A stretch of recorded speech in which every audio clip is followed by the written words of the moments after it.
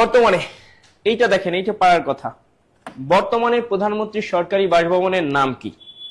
বর্তমানে প্রধানমন্ত্রীর, আমরা জানি প্রধানমন্ত্রীর সরকারি বাসভবন ছিল গণভবন, কিন্তু গণভবন তো আর নাই। গণভবন কি হয়েছে? জুলাই গণ অভ্যুত্থান স্মৃতি জাদুঘর।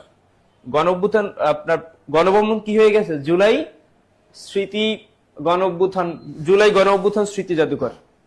তাহলে গণভবন যেটা ছিল সরকার, প্রধানমন্ত্রীর যে বাসভবন, সরকারি বাসভবন, গণভবন যেটা ছিল সেটা কিন্তু এখন আর ব্যবহৃত হচ্ছে না। সেটা কিন্তু একটা জাদুঘরে রূপান্তরের কাজ চলমান।